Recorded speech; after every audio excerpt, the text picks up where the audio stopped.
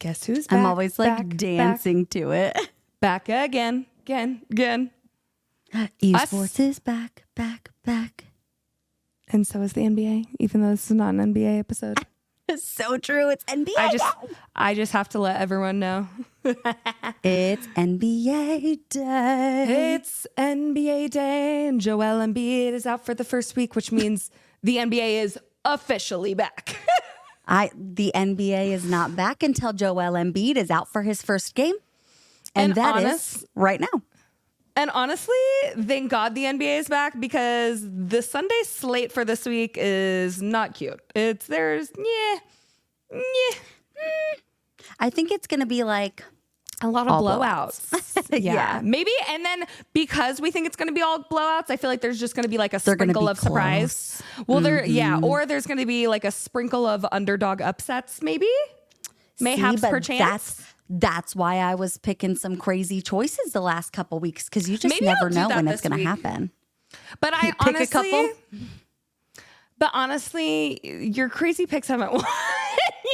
No, they've done awful. Honestly, wait, I wouldn't say they've done awful. I mean, like, the picks themselves have not won, like my crazy picks, but my analysis has been spot on.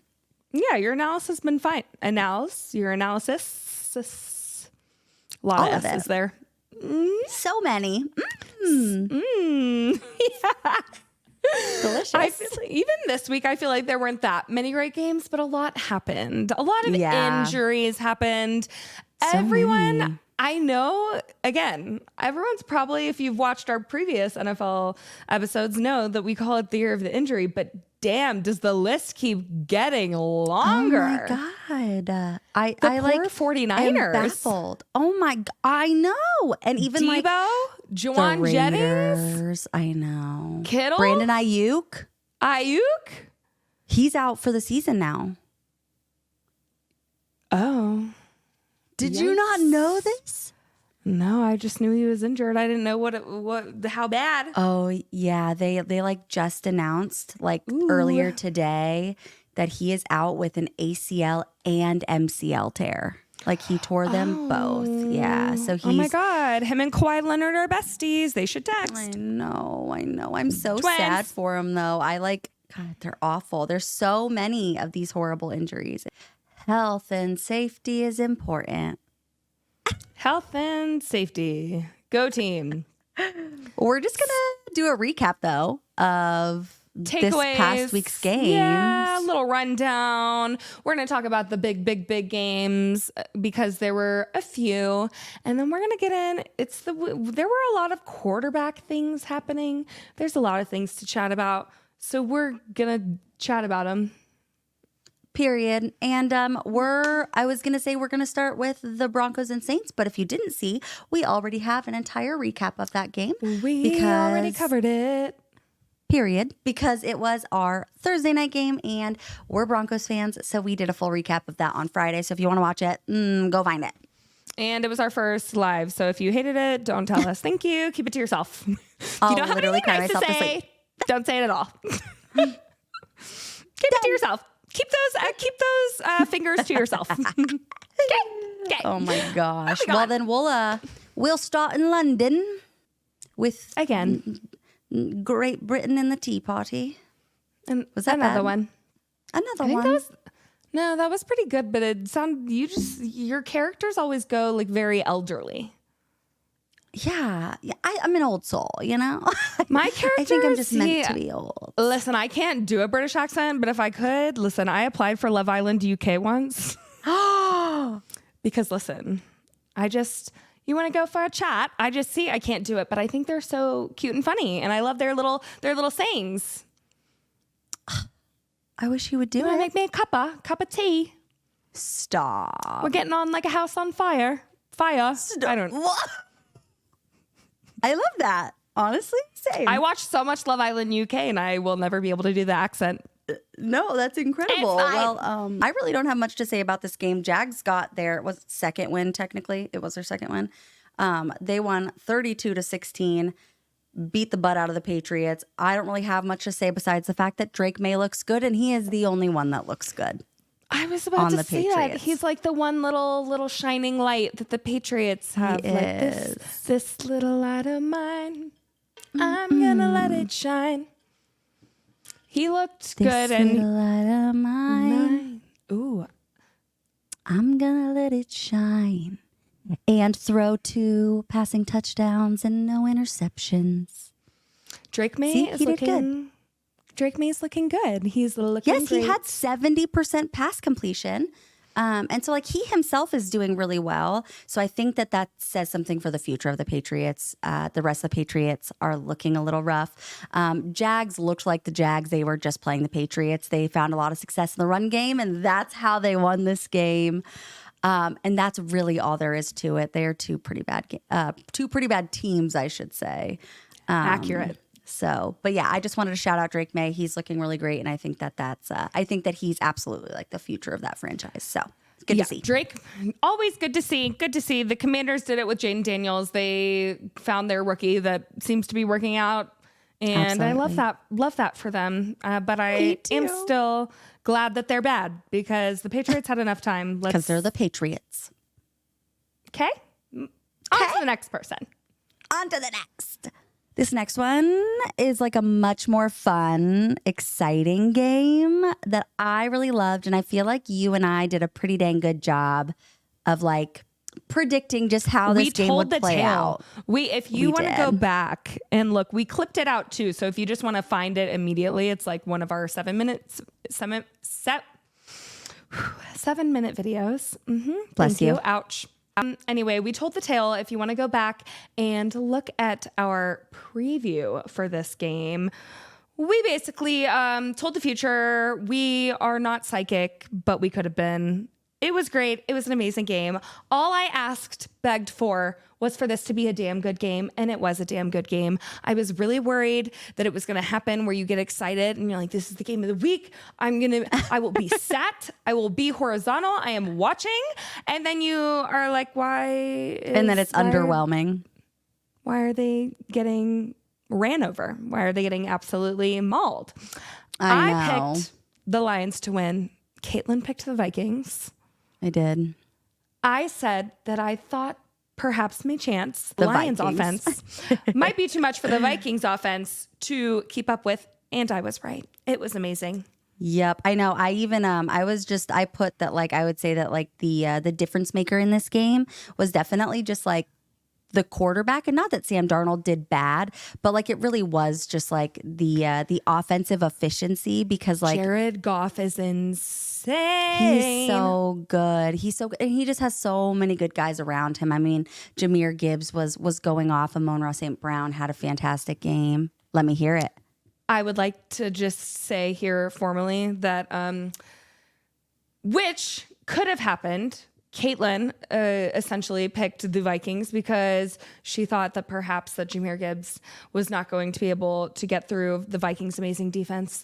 But I said they were bullies and that they don't back down. And they didn't back down. Yep. And Jahmyr I know. Gibbs, I was actually really surprised. I shouldn't have been surprised. Yeah, I shouldn't have been surprised though, because the thing about the Lions is that the Lions are an aggressive team. Like they're not, like you said, they're not ones to back down and everything like that. They're like, oh, you have the best run defense in the NFL. Don't care.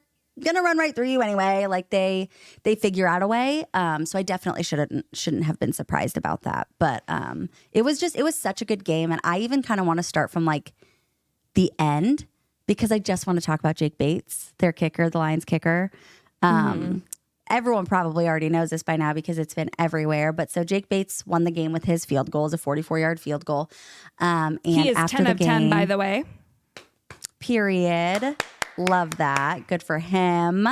And you love to see it, because after the game he was talking about just like how grateful he is, because he never thought that he would get to play football again, and never thought that, he'd be in the NFL again. And he was laying bricks, literally. He was literally a brick seller. He was literally selling bricks to people. How do you be a brick salesman? This one is red. This one has a brown tint to it.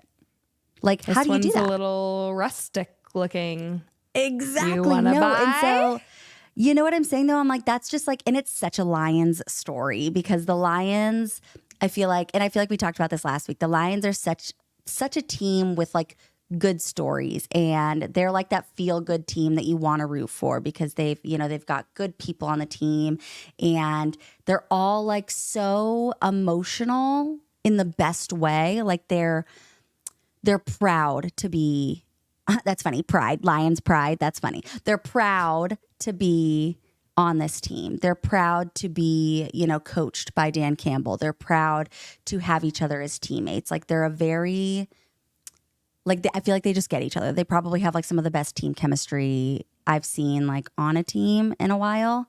And it's just really cool to watch. And so I love that they were so supportive of him. He got one of 3 game balls that they gave out last game. And he just, so happy and so grateful. And so it's just really cool to see people like that succeed who just like really want this and work their ass off for it and get rewarded.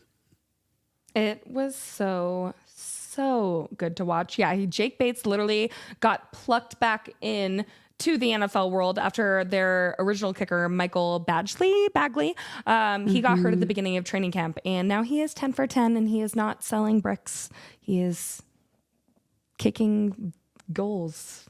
I was going to try and come up with something clever, and I couldn't do it quick enough. So, laying bricks and making kicks. Ooh, I like it. I like your motto. Thank you very much. Wait, they should, whoever is a Detroit Lions fan, y'all should make a shirt. Merch. Make a shirt. Jake Bates merch. I don't know.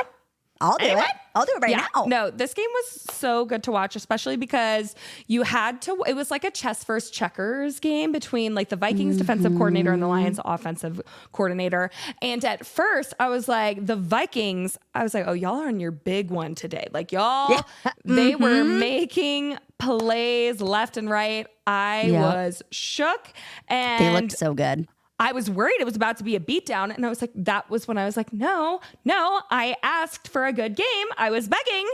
And Jared Goff has been incredibly efficient. He's been I don't know if he's in MVP talks yet. All I know is he should be. I think he is. Yes, he absolutely should be. He has been absolutely incredible and like flawlessly incredible. He has just been. And I think he didn't even drop the first pass until the second half, but I could be wrong.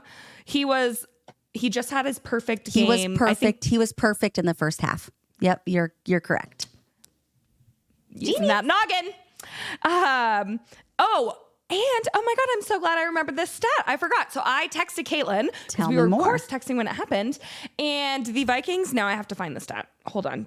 So Vikings have done an incredible job of really extending the lead early and helping them, I think, have a cushion for when, they might make mistakes later in the game. They have outscored opponents 55-3 in the first quarter alone. And I thought that's exactly what they were about to do to the Lions. But the Lions... That's what it looked like.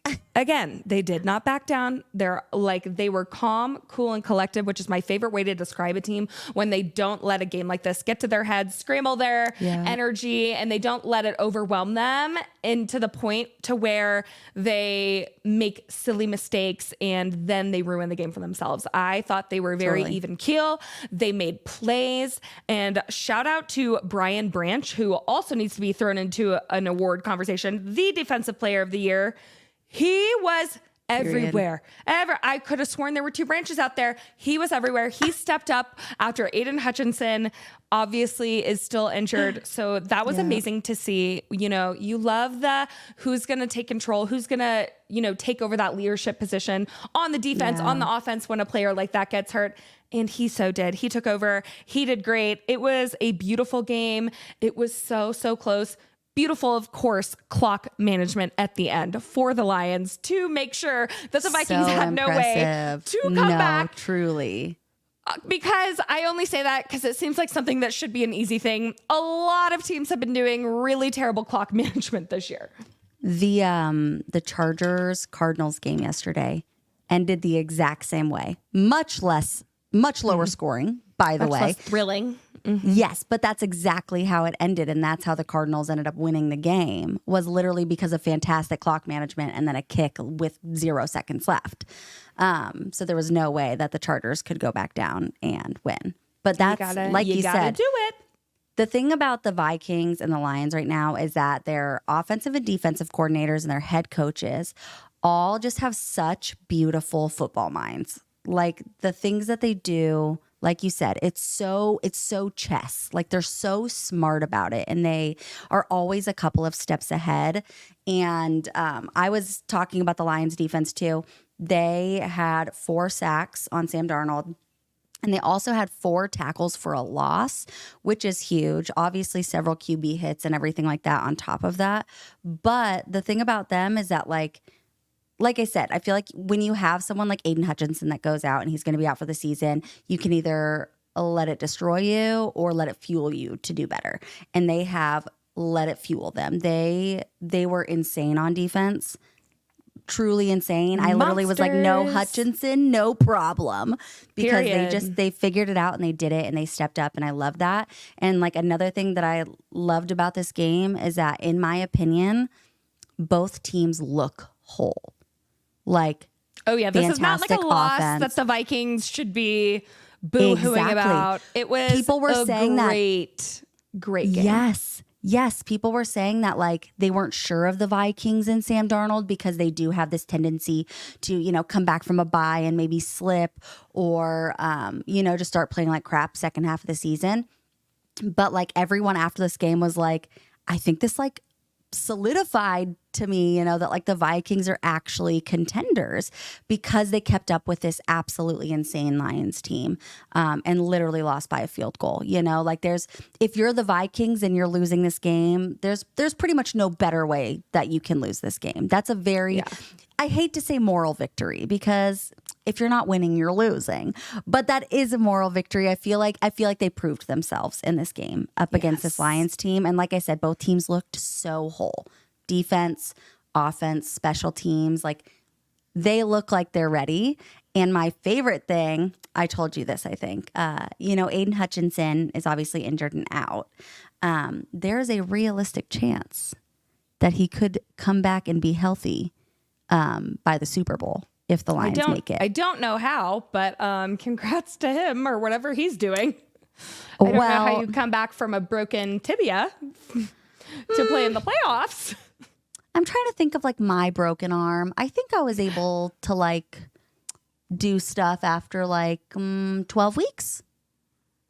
But obviously you have to like still bring your strength back and stuff like that. And his is his leg. So he's putting like you're walking on your leg. So I feel like it might be harder. Like I said, realistic chance. That's what they say. But what a story that would be. And what a Lions Super Bowl story that would be to have their defensive masterpiece guy go out with a broken leg in the first half of the season and come back for the Super Bowl. And like, I could just like picture it now. This is me watching the Super Bowl, by the way. I can just picture it with, that's exactly covering my eyeballs from the sunshine in February.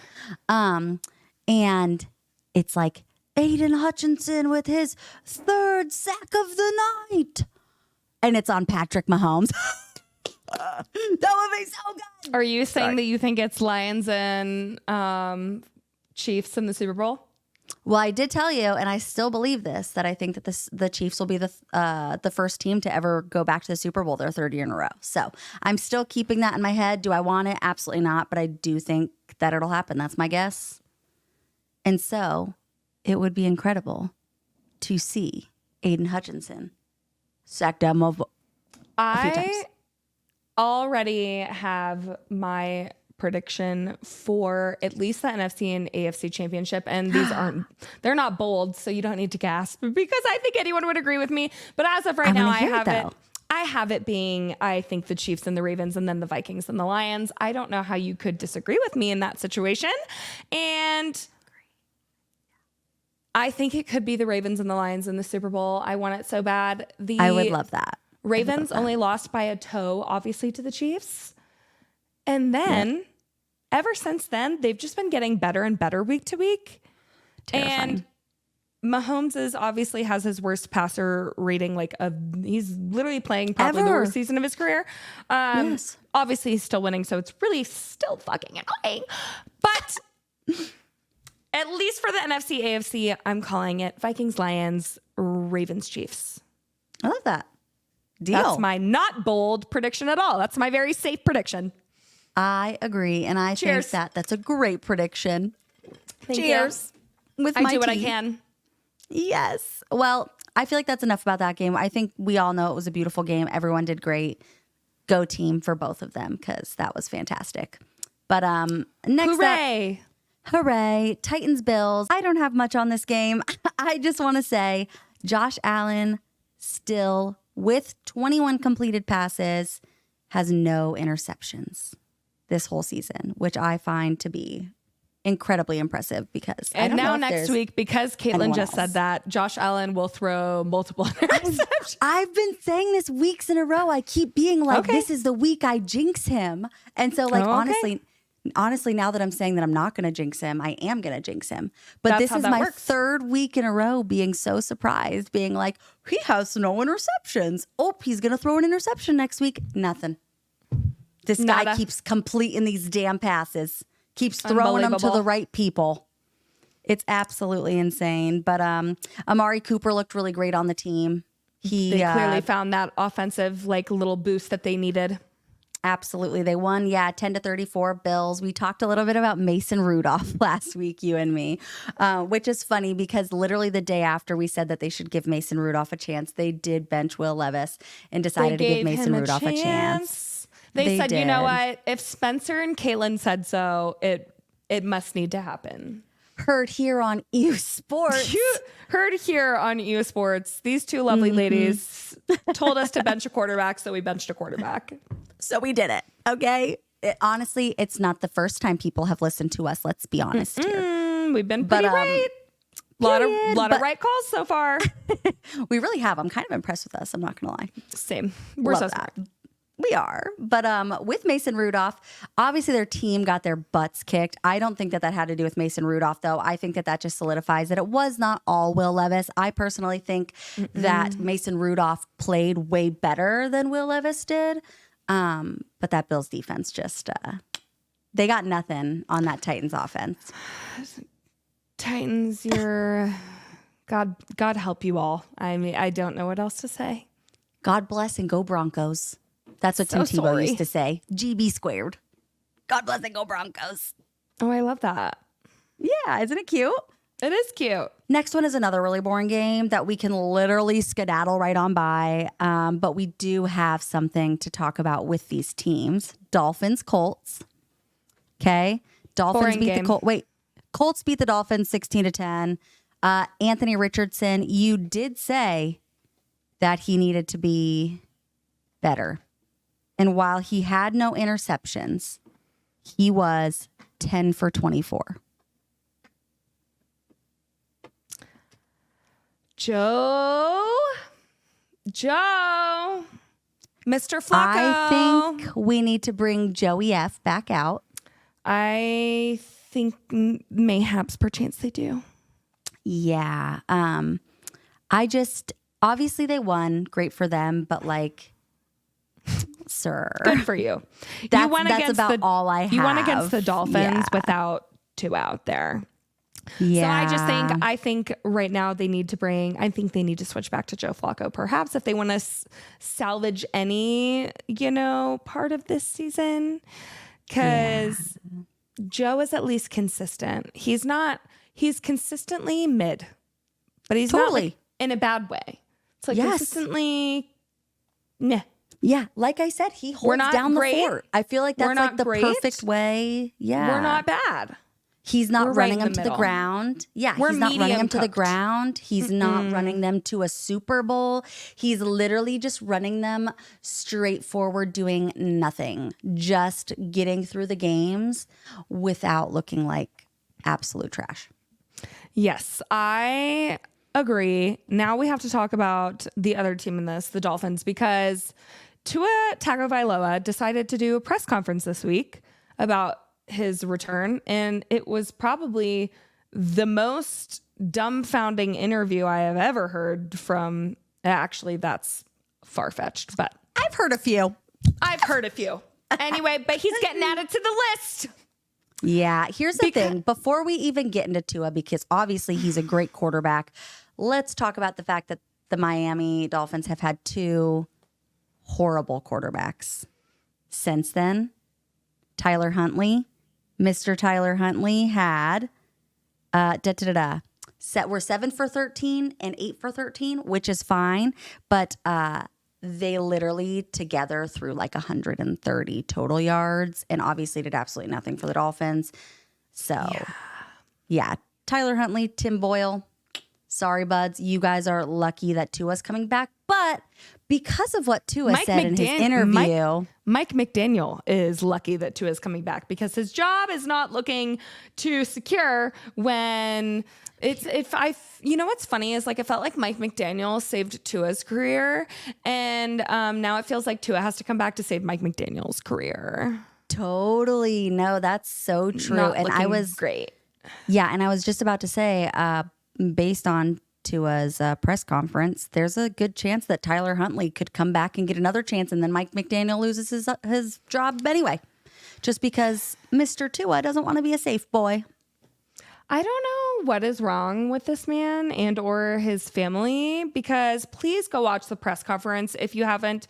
He was almost really upset when people asked a question that I think would be obviously yes. They asked Tua if he was going to wear the Guardian cap, and he said nope. Not even no. He said nope. Why, Tua? Personal reasons. What are your personal reasons? You want to die on the field? Is that what your goal is? And then he came to say, literally, or maybe so it was frustrating. Maybe before, maybe it was after this comment. He then said that, we all take risks every day. We could sprain our ankles getting out of bed. We could, get a car crashing into us. Yeah, get into a car crash. That was literally the dumbest thing you could have possibly ever said. Yeah, when I get into a car, I don't just say, hey, when I get into the car, I'm going to make sure I slam my head on the steering wheel like 15 different times. Yeah. And I'm sorry, but I've been driving for like 11 years now. And daily, when I drive to and fro, I don't get, hit. So, and I don't think there's anyone that's ever gotten hit every single time they've gotten into their car. Going into a football game, you are going to get hit every time. There is literally the smallest, a very minuscule chance that a team playing against you gets no QB hits, no sacks, no nothing. Like your head, and that might be will be hitting the ground. Yes, and like. The thing that makes me upset about it, because like I'm totally, you and I talked about this when the injury first happened. I respect his freedom of choice. I do. I respect that he is allowed to choose. I get that, but like the way that he acted and like he treated the press people like it was absolutely asinine that they would be asking him this.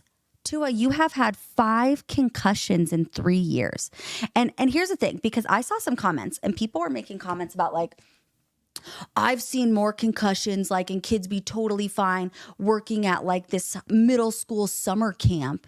And I'm like, okay, are these kids getting concussions at your middle school summer camp, seizing on the ground and having their entire body cramp up because their brain is literally actively circuiting? Literally. I'm like these are different things. And like I said, like I know I use these guys like as examples a lot, but Jacoby Jones and Demaryius Thomas, okay? These guys died before the age of 35 for literally no reason, because of untreated brain trauma, because of just excessive brain trauma, likely from playing football. Okay, you get hit multiple times, and like it's okay to admit that. I love football. I love that it's a contact sport. That is a part of the game. I get that.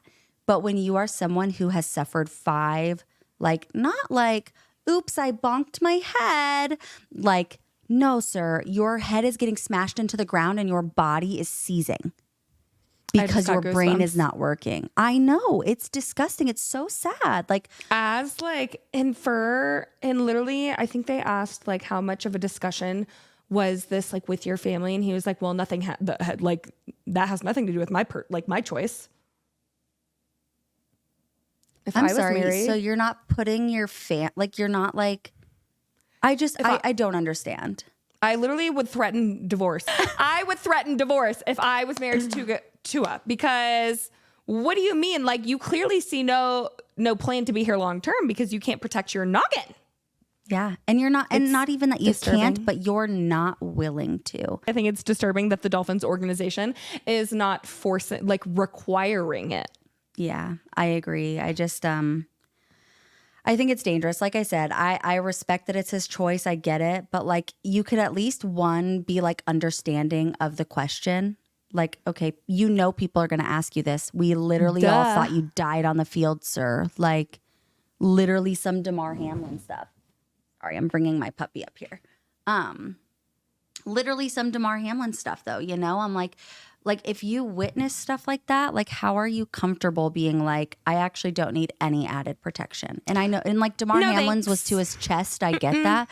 But like, it just shows how much like the impact of this kind of sport can affect your body. Our bodies are not like made to like take physical like tackles 24/7. Okay. Like that's why you have like walkthrough practices where no tackle practices and things like that. Because you don't want that. No one wants that. Your body's not supposed to go through that. And your body gets hit hard enough and you're effed. And so it's just like, no, he's being stupid. You play stupid games, you win stupid prizes. And I'm so sorry. But in the end, like, doing stuff like this is going to result in death. So your prize is literally going to be dying if you do not protect your head. So before the age of 40. Yeah, before the age of 40. Nothing else to say on it. I again, it's not my decision, but I think it's a really dumb one. So yeah. Yep. I am with you. I would love to hear everyone else's opinions on it. I just I don't know if like it's just like the maternal in us. No, that's it's just not. Like, protect your head. But I've been seeing all the comments. Everyone thinks he's dumb. Okay, good. It's a resounding Tua, you're stupid. Yeah. I'm gonna move on from that because I'm gonna be I don't even know this guy and I have like anxiety to watch him playing in a game. I'm like terrified. I'm scared that I'm going to witness a athlete die on the field. Moving on. Yep. Seahawks Falcons. This game surprised me existentially. You and I both pick the Falcons? Mm-hmm. Sure did. Okay. Yeah. Seahawks won 34-14. I thought it was going to be a huge offensive game for the Falcons. And you sure did. I sure did. But here's the thing is that the Seahawks defense heard me talking shit because I was saying preseason that they were a bottom 10 defense, okay? And then the first 3 games of the season, they came out and they were like a top 10, top 12 defense. They looked awesome on defense. Their next 3 games, abysmal. They literally dropped to like a bottom 5 defense. No defense. Literally none, okay? And so I was talking a little bit of shit because I was like, Gino's having to climb back from all of these deficits because of you guys, because you guys cannot stop the ball. Okay, and then they held the Falcons, who are currently one of the best offensive teams in the league, to 14 points. And Gino and his squad went on to score 34. So they heard me talking shit. Again, you heard it here first on EU Sports. They took my advice. Yes, I also said the same thing last week because we were talking about how their defense was so good in the beginning of the season. And then we looked up their season and realized that the first 3 teams they played were really, really bad. Or not bad, but just not great. Yes, they weren't great. And then the next ones were, almost kind of good. And they did terrible against them. So yeah. And the hard part too is that like it was such a shitty game. I just want to say for the Falcons because 3 of the Seahawks touchdowns came off of Falcons turnovers. 3 of them. So they got a shit ton of points. I know. Ouch. And so the Seahawks defense had 2 interceptions. They had a recovered fumble for a touchdown. And that was the one that I told you about was the big man. Okay. We love when big guys get touchdowns. Yes, it was so good. But so like what had happened was one of the what's it called? One of the linebackers. He comes up to Kirk Cousins and goes into like sack him, but Kirk Cousins still was like mid-throw. And so he strips the ball out of his hands mid-throw. And so they called it a fumble because he was in the throwing motion.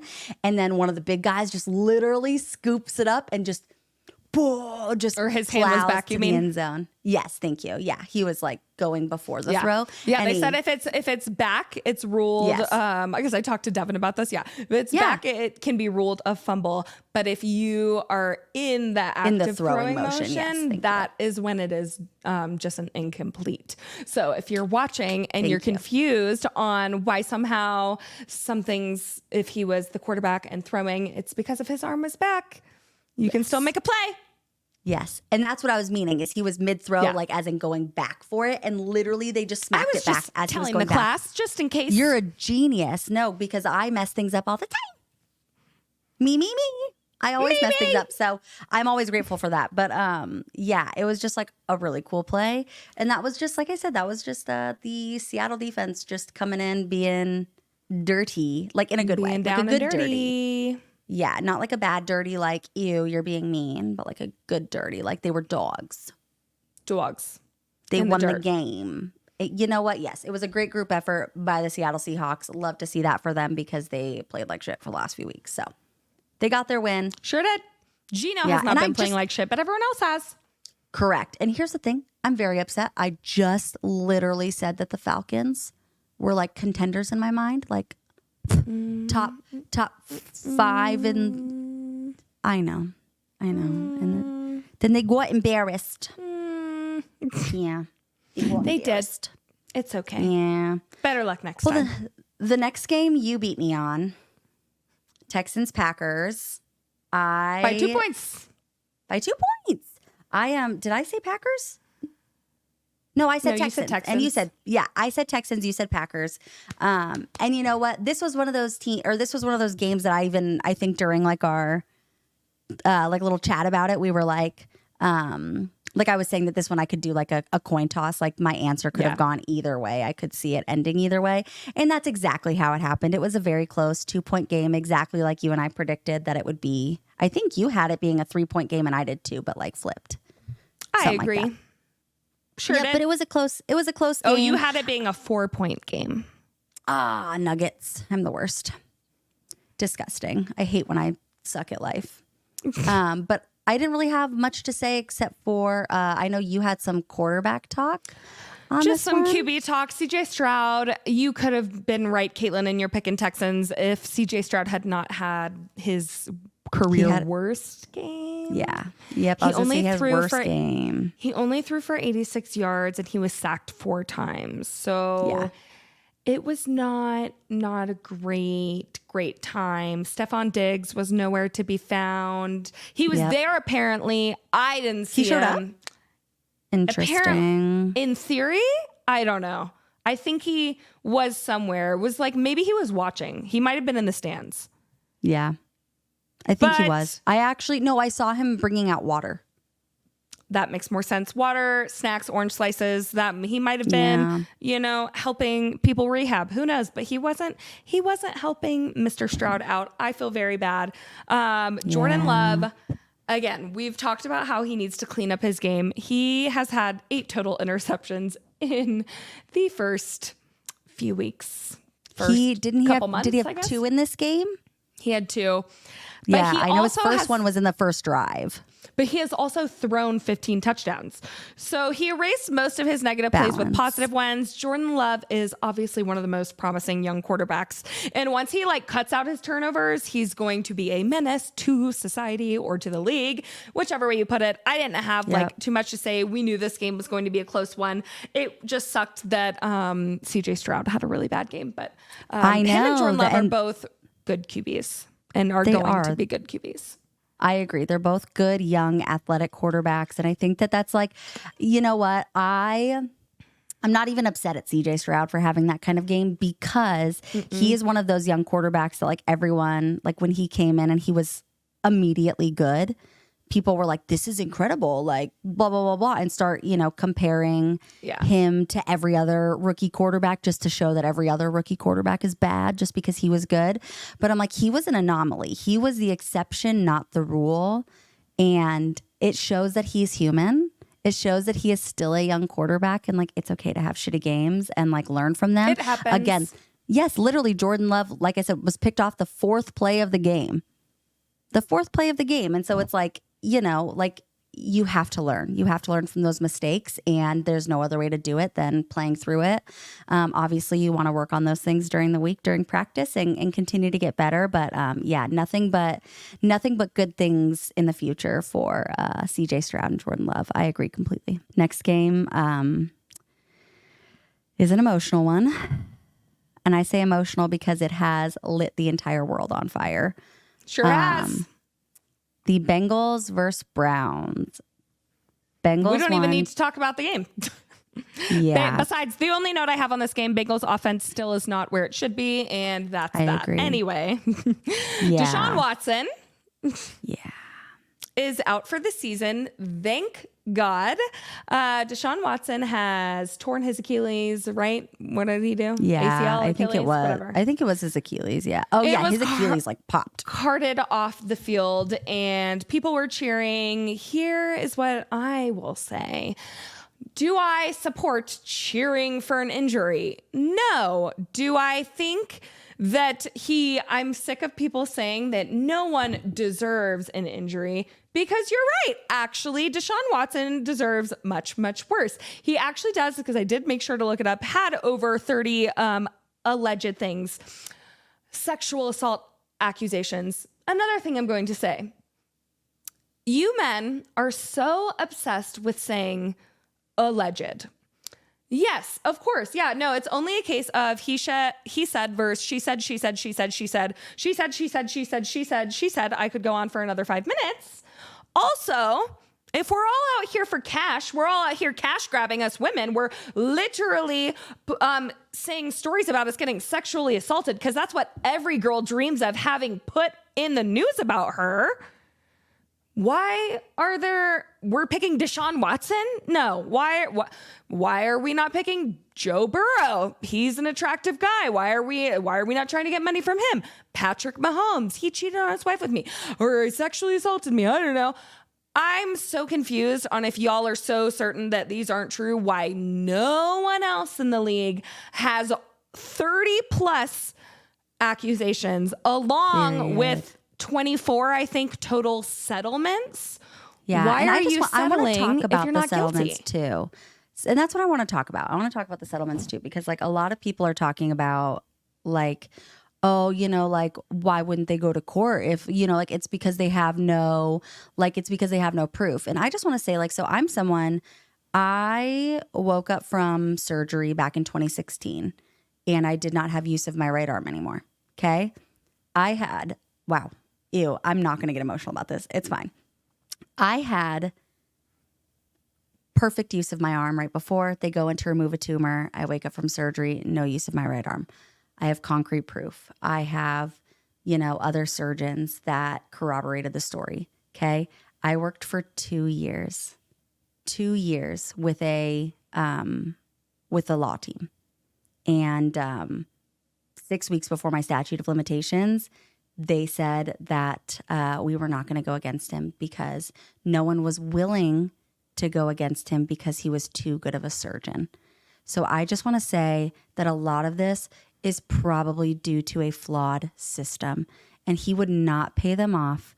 And first of all, if I were a girl, okay, and I was like, hey, we can try to take this to trial. There's no promises that you're going to even be able to take it to trial because we might not have enough evidence, which like sexual assault is very hard because there is not always evidence. It's really, really hard for stuff like that. And especially because like in these cases, he was not injuring these women as far as I know. Most of the women, I don't think he was injuring. I was looking through them and I didn't see any injuries. He was forcing them to do things to him.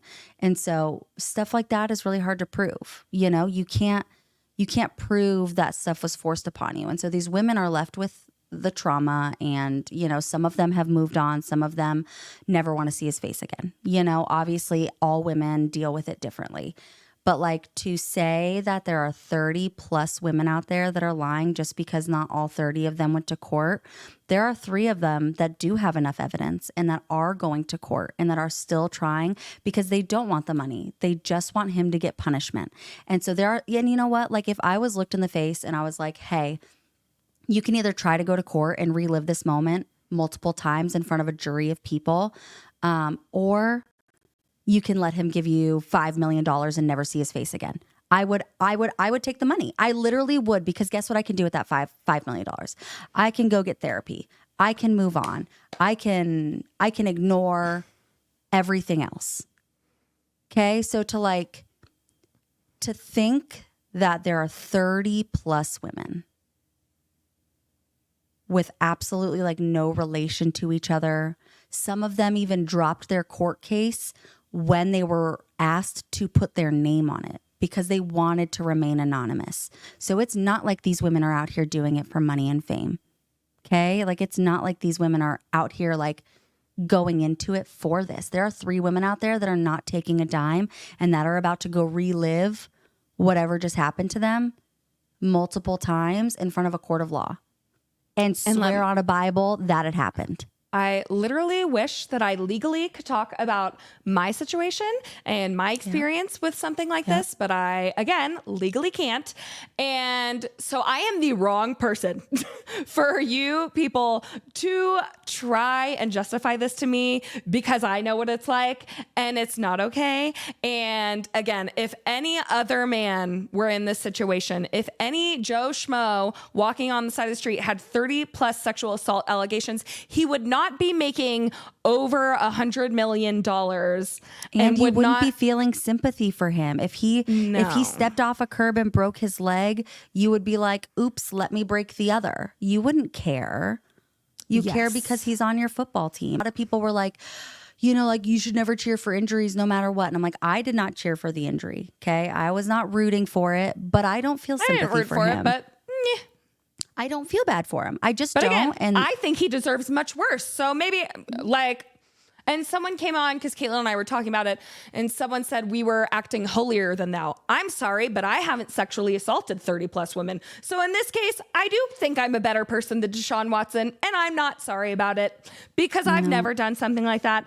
And again, so if you ever think you want to comment and argue about me with this, you're never going to get me to see your point of view because I'm in a situation similar and I can't even talk about it. And I know how terrible it is going to be for these women to have to go and relive that. No one wants to do that. No one wants to have these details posted about them online about what he did, like, make them do. It's embarrassing. They have families. They don't want their families like hearing all this. It's disgusting. So my only thing was, if I were the fans, I would have been booing him every single time he stepped out on the field from when we got him. That's where I differ from the fans. I would have, or just never gone to a game because I'm not supporting that. I'm not giving you my money. That's the only thing where I differ. But again, you're not going to make me feel sorry for someone. He's not the victim in this situation, and he's never going to be. There's 30 other women that are victims and have been victims, and more are still coming out. So the only victims in this situation are the women, and that's point blank, period. Thank you. And to add to Spencer's about why we're just not the people to argue with is because I was also someone who was in an abusive relationship, and no one believed me because it didn't happen out in public and in front of the public eye. And so when I left him way back when, I was very young. I was 21. When I left him, people were like, why would you leave him? Why did he abuse me? Well, you didn't say that he did. Oh, I'm sorry. My bad. I didn't know that, you know, the 3 weeks of flowers that he was giving me and like all the nice stuff that he would do would outweigh, you know, the abuse or the emotional abuse or whatever. Like, just because people are not talking about it constantly does not mean that it's not happening. My story and my trauma is still incredibly valid, even if no one saw it, even if no one witnessed it. Same thing with Spencer. No one witnessed it. Doesn't matter. Okay. Like it doesn't matter in any situation. I have not witnessed the millions and millions and millions of sexual assaults that happen every year in this world. And it does not mean that they're not happening. And it does not mean that their stories are not valid. Okay. Like that's just like all I have to say about it. We are women who have dealt with it. We are women who have seen it. We are women who have had people close to us deal with it. It's just, we're not the ones. Okay. I promise you 3 million times out of 10, if any other really shitty quarterback was playing for the Browns and tore their Achilles, even if they had lost all 6 of their first games, if they were 0-6. Oh, I'm not. And this guy came and tore his Achilles, no one, I promise you, people would not be booing. Because people, or especially football fans, or booing or cheering or whatever it may be. I promise you, Will Levis, he tore his Achilles, I'd be devastated for him. Okay? Bryce Young, I'd be devastated for him. I'm like, poor Drake guy. May, Jacoby Brissett. Yes, these are absolutely sad injuries. And I'm not negating the fact that this is a horrible injury that can happen to athletes. But I do not care because of the horrible human being that he was. And I'm just going to leave it at that. Don't care, especially because he's still making millions of dollars. So I'm honestly still pissed. He gets to sit on hundreds of millions of dollars. I'm actually not happy. Exactly. Yeah. Yeah. There are 30 women out there that still have to deal with their trauma every day while he still gets to sit on millions of dollars while he rehabs with his super expensive medical team and in his super nice house. He'll be fine. Unfortunately. Yeah. Moving on. That's all I have to say about that.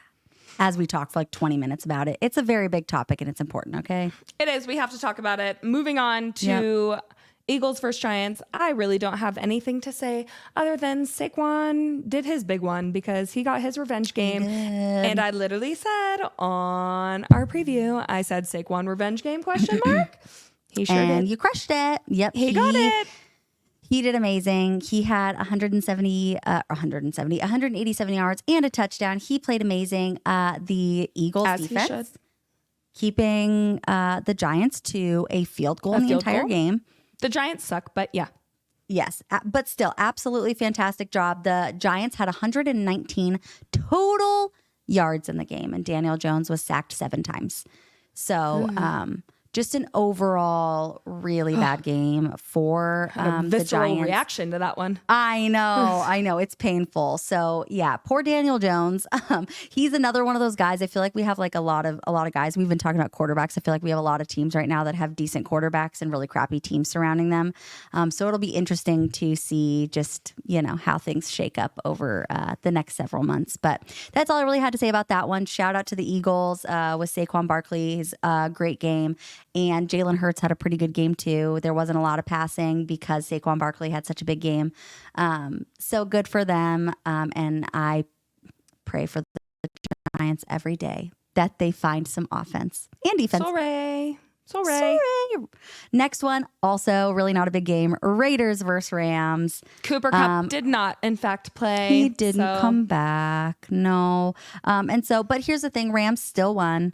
They still played great. Ish. They played all right. They played enough to win against a really shitty Raiders team. Sure. Yeah. Yes. And here's the thing too, is that, so Aiden O'Connell, as we all know, came in for Gardner Minshew. Gardner Minshew got benched, I think a week and a half ago. And Aiden O'Connell came in last week. He had a fine game. And then he comes in this week and he ends up breaking his thumb in the first quarter. So they put Gardner Minshew back in. And Gardner Minshew throws 3 interceptions and has a fumble that was recovered for a touchdown. 3 interceptions after coming in like not even a whole game, just coming in late. Boo. Tomato. Yeah, and the Raiders kicker missed a field goal and an extra point. So ouch. Another one of those really crappy teams. I think that the Rams will be a little bit better once Cooper Kupp comes back. I know that they're waiting for that. Matthew Stafford needs his guy. But yeah, another really kind of crappy, boring game, and the Raiders suck, and I'm okay with that as a Broncos fan. Yep. Sorry, not sorry. Sorry, not sorry. Next one is not, I don't have a ton about this one either. Panthers, Commanders. Do you have much about this one? No, I just wanted to say that Jayden Daniels and the Commanders basically have proven that they can win without Jayden Daniels because he did go out with a rib injury. His mom said he's fine. She tweeted it. Oh, good. Thanks, Mom. He should be fine. Thank you, Jayden Daniels' mom, for letting us know short and sweet, just how we like it. Yep. But the Commanders are still impressing everyone, in my opinion, because winning 40-7 when your quarterback gets taken out is pretty damn impressive. So go Commanders. You keep doing That's what I was going to say. I was going to say, you know what? Shout out to Marcus Mariota, because I remember when he was supposed to be like the guy, you know, he was like a really big name when he got drafted and stuff. And I was really excited to watch him. And then he just kind of like fell in the background and just became like one of those like forever backup quarterbacks.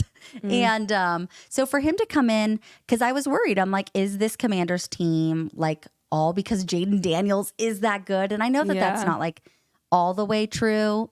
Obviously, Jayden Daniels is just fantastic, and they've really catered this offense towards him. But Marcus Mariota came in, and he had 2 passing touchdowns. He even ran the balls with 34 rushing yards. And so it's really cool that they had Marcus Mariota be able to come in and just kind of fill in that spot for Jayden Daniels. He was athletic, he was fast, he was accurate, he made great plays. It was against the Panthers, so that is so true. Do with that what you will. True. Yes, but regardless, overall he did great though. I'm sure Jayden Daniels will be happy to come back to another win. This Commanders team just continues to prove themselves as a contender, and it's really cool to see. So. Moving on to the team that I am so sick of, and a team that disappointed me the most in the entire world, Chiefs and 49ers. You had one job, 49ers. And now all of you are injured. All of you are I'm injured. So sad for them. Debo, Juwan Jennings, Brandon Ayuk. Oh my God. McCaffrey, everybody's gone. I know. I hate it here. I hate it here so much. But I did want to bring up something, and it actually pissed me off when I heard it. But I have to bring it up. I'm ready. The Kansas City Chiefs are not without injuries. They are out Isaiah Pacheco and Rashee Rice, and they lost Juju Smith-Schuster in this game. And I think a lot of it comes down to mentality, because I agree. the Chiefs are still winning. Okay. That's what I said. They're like dominating with their third string guys. So they're playing so well. What I have to say is that 49ers, yes, you are vastly depleted, but I hate that I have to say that it might be a mentality game at this point. Yeah, I mean, the fact that the 49ers, and like I said, I mean, obviously all of the injuries are disgusting. They suck, and I hate it. It makes me sad. Obviously, I hope Deebo Samuel gets out of the hospital soon. I don't know if you even saw what happened, but he has pneumonia. Yeah, I was going to say got an illness, ended up in the hospital with fluid in his lungs. So that's really scary. Brandon Ayuk tore his ACL and MCL. George Kittle, as we know, is he only had a second game back after an injury. Jordan Mason was injured. Juwan Jennings has a fracture. Well, Juwan Jennings might be back next week, but who knows? Love that. But either way, I mean, still injuries everywhere. But they are 3-4, and I did not expect them to be 3-4. And I obviously I think they're better than that, but they're not playing it. I agree. And I just, I don't foresee a path to the Super Bowl for them this year. I know that it's been, kind of their year for the last couple of years. They've been so good on that NFC side and competing against them, but they have this season just kind of dropped the ball. Ha, ha, ha, ha, ha, ha. Literally. But like I said, obviously, I cannot even say that injuries have nothing to do with it, because they likely do. Your entire first string offense has been out. They do. I'm just saying.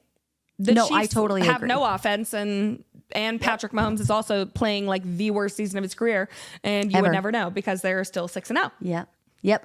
My note is that they just still continue to find a way to score even with their skeleton offense. They're literally playing and I don't even want to say bottom of the barrel because we've talked about this before. Practice squad guys are still fantastic players.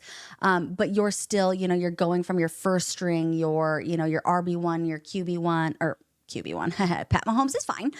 Your RB1, your wide receiver one, your tight ends, things like that. You're going from here to like the last guys that you would normally choose to play in a game where everyone's healthy. I just think that you're totally right when it comes to mentality. I just think that the Chiefs have like that championship mentality. They want to be there no matter what, and they're not going to let injuries hold them back. You just have guys that are super hyped to be there and to continue playing and to be scoring and to be on the field. And so, yeah, I mean, like I said earlier in this episode, I still think that they're going to be the team in the AFC that ends up in the Super Bowl. I think they're going to be the first team ever to be that third team in a row, or to make it to the Super Bowl their third time in a row. This is the first time in Patrick Mahomes' career. He is 6-0. So it is painful. But, I hate it here. I know. That's all I got. I just shout out to both those teams. Heal up all of your guys. It's so sad to see so many people go down with so many Better injuries. luck next year. Yeah. Moving on to the geriatric end of the spectrum, the Jets versus Steelers game. I don't have much on the game other than Steelers absolutely whooped Aaron Rodgers, which is absolutely embarrassing after he literally played GM, and now nothing has changed. They're still losing, and then you get your bestie to join you and you're still losing. Love that. And I just want to call myself out because it's really funny. I said that I was very excited about the battle of the mid, okay? Because I was excited to see these two teams play because they were going to be different. And everyone got really mad at me for calling the Steelers mid. And like, here's the thing, okay? Right. And I'm like, you know what? Like they were before Sunday's game, they were 4-2. Okay. So when I called them mid, they were 4-2. I get it. They had a winning record and everything like that. But they're still not contenders. Right. And like, so part of me was just back off, my friend. Be nice. But with them like being mid, part of the reason that I call them mid is just because like they haven't been like a super exciting watch to me. Like their defense was great for like those several weeks and everything like that. They were holding teams to literally 10 points and under every game. They were amazing. Justin Fields was really holding down the fort. And then I feel like they just like and maybe it was their matchups. Maybe their matchups got really boring and stuff like that. So I get that they're 4-2, but they just haven't been like super exciting, and I haven't seen like a ton of standout stats from them. Like nothing tells me like they're going to the rave Super home Bowl. about. Yes, but then obviously I talked shit, called them mid, and they stomped on the Jets. So they told me mid what? We're mid like who? They're like when guys call girls beautiful mid. Okay, they're like a fantastic mid. They're really good for being mid. But they played really well. I was so concerned about Russell Wilson. What were your thoughts going in? I literally thought that he was going to do horrible. Well, he wasn't doing great in the first part of the first quarter. And Caitlin literally texted me and was like, are they going to put Justin Fields on at halftime? But then he came alive or whatever, yada, yada. George Pickens, Najee Harris. Whoa. I just want to say, I'm just mad we're still signing his paychecks. I know. And I just I want to say about him too, because yes, he played like crap in the beginning. And I literally was like, what is happening? Like, are they going to put Justin Fields back in?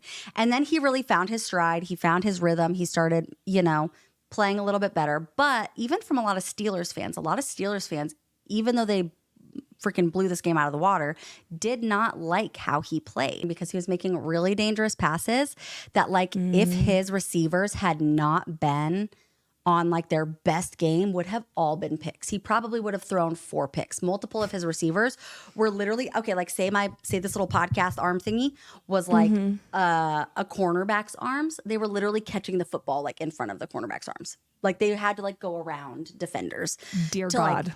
Yes, they were very dangerous passes. His receivers were making the most incredible catches I have ever seen. And so a lot of Steelers fans aren't thrilled about it, but he did win them the game and he won it handily. So that's all I have for that. What do you have about Aaron Rodgers and Devontae Adams? I'd love to hear your thoughts. I just think that Aaron Rodgers is old and needs to retire. Okay. I love that. I just feel like obviously Devontae Adams was not the He fix. wasn't. He was not the fix. Now he's lost Neither to the was Steelers firing twice a coach in a few weeks. I'm sick of Aaron Rodgers playing GM. Season. I think it's stupid that they let him play GM, and now it's embarrassing for him. You want to know who he is? He's the LeBron of the NFL. Literally. And I don't like him at all. Not working very well. Yep. No. So, that's that. I hope Russell Wilson does well. I like Justin Fields personally, but that's probably just the Broncos fan in me. It's probably because we're paying Russell millions and millions of dollars. Exactly. What about Ravens Buccaneers? I think, did pretty great at guessing this game too. Derrick Henry is an absolute beast, and I literally cry every single day that Jerry Jones thinks that we didn't need him somehow. They literally talked to him. With that. They talked to him today, and he said, well, Derrick Henry wouldn't be doing that on like the way our offense runs. Derrick Henry would be doing that absolutely the way our offense runs. He would be doing that on anyone, MFer. Okay, get out of here. Derrick Henry is an absolute monster. I think Lamar Jackson, of course, is 5 passing touchdowns, back in the running for another MVP. Touchdowns. I Yep. think Ravens have solidified themselves as like the biggest threat to the Chiefs in the AFC. I'm hoping they are. I have loved watching them. Their offense has run like so seamlessly, and their defense has also been pretty damn good. They were letting in the beginning, I think, they weren't as tight, I felt like, on their rushing defense as they usually are at stopping the run. Yes. They weren't the Bucs. squeezing their safeties and stuff like that. A lot of the time, they're really smart with like bringing their safeties down to like, stop those gaps and everything. And their safeties were like a good 5-6 feet back this time. And I don't know if they were anticipating a little bit of something different, but it was definitely really weird. I agree with that. Yeah, but I don't know. I should probably hate the Ravens, but they're so good. They're so good. They so good. Are. And Lamar Jackson is now 23-1 in the NFC. Which is so annoying. And because he went to Louisville, and I hate Louisville, but it's fine. Him and Derrick Henry are bosses. At least Derrick Henry went to Alabama, so at least I can like one of them. And yeah, that game was I'm glad it was a good game. At first it looked like it was like a total beatdown, and then it went super high offensively. Yep. And I just want to talk about like my favorite play from the game real quick, because it was just so cool to see Lamar Jackson. We were just talking about it. Lamar Jackson and Derrick Henry. I would love for someone to give me, besides like Sam Darnold and Justin Jefferson or whatever, I would love for someone to give me a better duo, because these two together are absolutely insane. Lethal. Yes. And they had this play. Oh, it was the greatest thing I've ever seen. Lamar Jackson, ball gets snapped, okay? Lamar Jackson has the ball. He goes out like he's dropping back and everything like that, rolls out a little bit, looks like he's about to make a pass, pitches it to Derrick Henry. Derrick Henry starts running. Lamar Jackson starts running behind him and literally just blocking guys for 81 yards. Derrick Henry had an 81-yard run. 81 yards. Blocking down the sideline, shoving linebackers out of the way, shoving cornerbacks out of the way. It was just incredible. Beautiful to see a quarterback chasing down fast-ass Derrick Henry, blocking for him. It was amazing. That's all I have to say about that game. Go Ravens. Buccaneers looked awesome too. I can't say anything bad about them. Baker Mayfield is a badass. Buccaneers looked awesome. I literally didn't care about the other game at all. Chargers versus Cardinals. Cardinals won. I thought Chargers might win, seeing as they kind of embarrassed the Broncos the other week. But Cardinals won that one. They did. And like I said earlier in this episode, they won by a field goal. The Cardinals kicker came out, kicked a field goal, won the game. Cardinals coach had fantastic clock management. They literally ran out a minute and a half in like their last literally 4 plays. They ran the time down so crazy just to give just to make sure that the Chargers did not have a chance to score. I really, really, really love seeing Trey McBride and James Conner on this Cardinals team. I wish they had a little bit better, because Trey McBride, James Conner, and Kyler Murray are all this team has, and they are amazing. I think James Conner had like 15 broken tackles in this game. Every single run that he had, he was breaking like tackles from 3 or 4 defenders. It was amazing. He had a fantastic game. Chargers have absolutely no one except for Ladd McConkey and Justin Herbert. So they're also kind of screwed. They're a big injured team right now too. Not really the Cardinals. The Cardinals just kind of suck, but it was good that the Cardinals won. I guessed that they would win. I guessed it would be a low-scoring game, and that's exactly what it was. Nice and boring. Exactly what happened. Yep. So overall, I would say a pretty weird week in the NFL. A few really great games, but it was fun. It always is. It's always fun to do the NFL, and NBA's back, baby. NBA's back. We will be back tomorrow with an NBA game recap just from the first 2 games tonight. We'll have all of our socials. We have a lot of new friends here. So if you're new, talk to us on socials. We love talking with you guys. That's how we kind of started out. Caitlin and I met through NBA Twitter. So if you want to join us for this next part of season, we would love to have you. We are so excited to talk about everything, and we can't wait to talk more about it with you. I know. We're so happy to be here. We're so happy you're here. Like, subscribe, comment, be our best friends. We are so grateful, and we will talk to you next week if you're just here for the NFL, but if you're here for the NBA too, we'll talk to you tomorrow. Bye.